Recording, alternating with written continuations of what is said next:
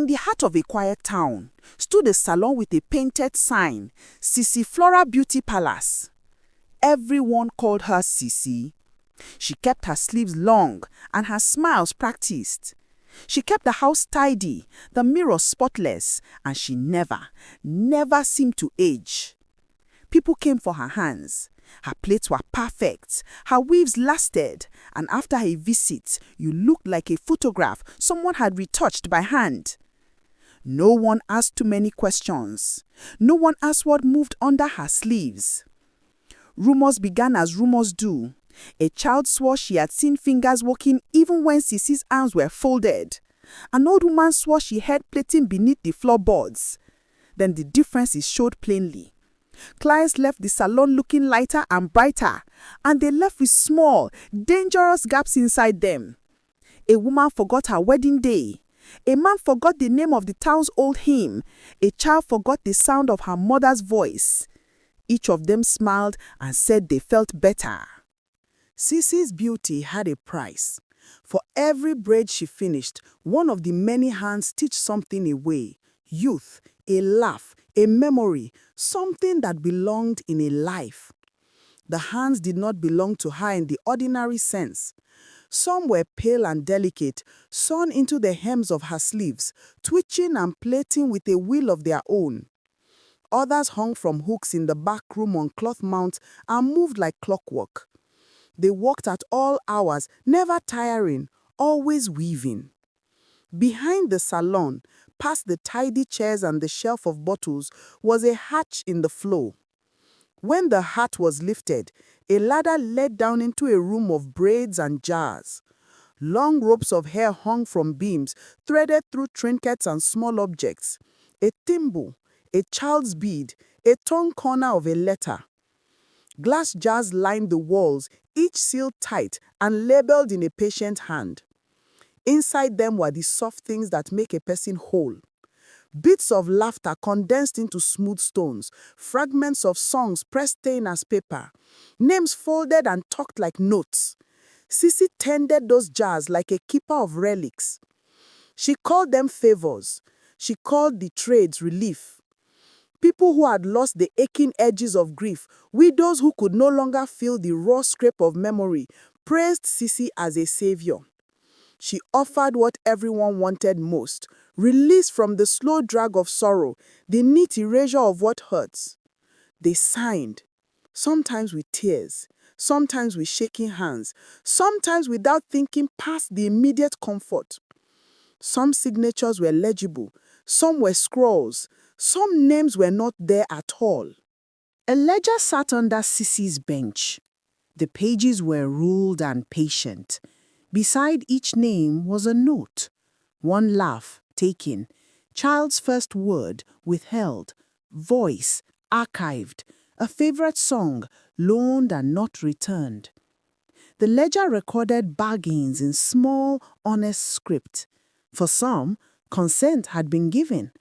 For others, the ledger showed only a date and a line where consent should have been.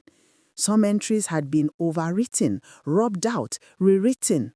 One line bore the name of a woman who had entered the salon for a trim and had gone home empty of a piece of herself. Sisi explained her work in a voice soft and practical.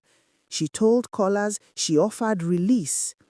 She said she took suffering and folded it away into jars so the living could move forward. Her sleeves moved like someone habitually adjusting a coat. "You come to me with a burden," she said. "I braid it, and for a time you are free." Those who left blissful did not notice what had been plaited into the dark. Those who woke later and felt a hollowness shrugged and considered it an unexpected mercy. Word spread. Some called for her to be stopped.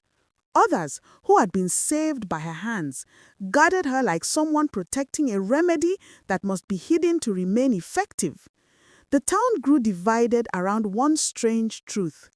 Beauty bought in Sisi's chairs came at the cost of some small, necessary piece of life. One night, when a storm rolled in and wind drove rain against the windows, Sissy announced a revelation she promised would astonish the town. People came in tidy coats and hopeful hearts, the salon filled with the murmur of neighbors and the soft glint of lamps. Sissy stood at the long bench in the back room, the place where the jade jars waited in rows. Around her, the many hands hung in their order, patient and restless. She had begun a final braid, something large and complicated that would bind together the favor she had collected and anchor them like a pillar in the house itself. The braid grew thick as a rope. Sissy threaded into it tokens from countless clients, a child's pacifier, a button from a coat, a page torn from a diary. The braid drank small things from the room like a net. People in the crowd felt lighter as it tightened, and some cheered at the sight, believing in the permanence of relief. Sissy's hands moved faster with each knot. 6, 8, more, sliding from sleeve to floor in a choreography practiced to a secret rhythm. She smiled as if confirming a long-held design. Lightning struck the roof in a single bright anger. The salon shook. The braid, hooked to a beam, snapped free with a sound like a great bell breaking. It fell onto the floor and shattered the neat line of jars. Glass shattered. Stones of memory, brittle and bright, scattered across the boards and skittered under chairs. The storm's roar swallowed the soft plating noise. And in that sudden breath, people held the way things poured out like released breath. Voices rose as names returned to mouths. A woman screamed a long-forgotten lullaby and began to weep. An old man who had not remembered the name of his childhood dog in years cried the name aloud and laughed until his shoulder shook. A child found her mother's melody curled in her palm like a small smooth stone and held it against her heart as if discovering treasure. Memory came back in ragged pieces, sometimes whole, sometimes torn, but always precious. It returned messy and human, not the polished relief Sissy had offered. Sissy tried to gather the scattered favors, to push the shards back into the bottles, to sew the braid together with hands that had grown soft with long use.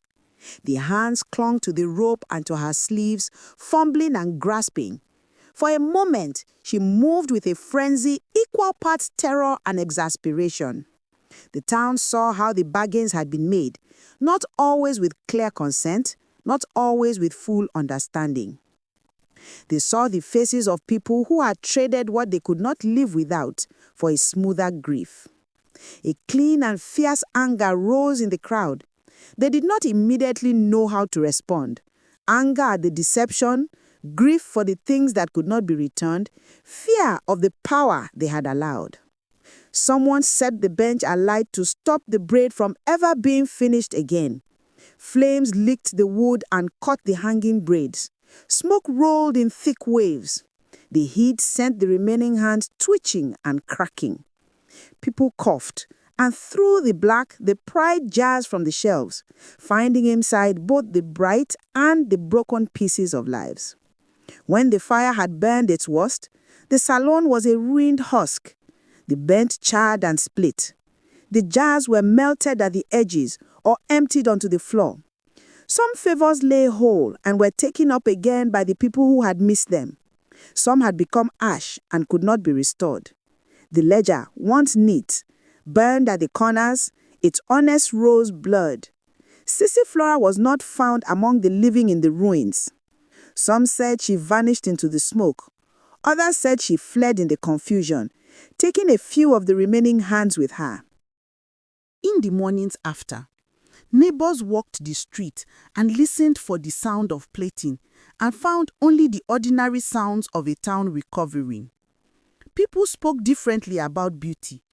They learnt, painfully, that pain has a place in life. They learnt that forgetting the hurt of a memory is not always a kindness when the memory is a map to who you are. They learned to keep letters, songs, and names close, even if they hurt, because they stitch a life together better than any perfect braid. Old women in the market repeated an older tale. Hands can be helpers or thieves, and houses that gather too many hands are dangerous things. Parents told children the story to teach them not to bargain away their hearts. The ruined saloon stayed empty for a long while. Its sign weathered and its window blackened. People passed it and felt the shape of a warning settle in their chests. Some believed Sisi had been punished. Others believed she had been a healer who took desperate people's pain for a time and became monstrous when she could not stop taking. No one quite agreed, but everyone agreed on one small rule. Ask what you are trading before you let someone braid your life into a neat, forgetful rope. The salon stayed abandoned, its windows dark and its sign weathered by rain. People passed it quickly now, fingers tight around remembered names and songs, because they had learnt the cost of a beauty that asks you to forget who you are. Sometimes, when the wind moved just right, a faint clicking could be heard, the memory of fingers plaiting hair, and they crossed the street and kept walking. That was the end of Sisi Flora's reign. The town kept its stories, its songs, and its grief. They never traded away a memory again. This is the end of this story. Thanks for watching. If you enjoyed this story, please like, comment your thoughts, and subscribe for more interesting stories like this. See you next time. Bye.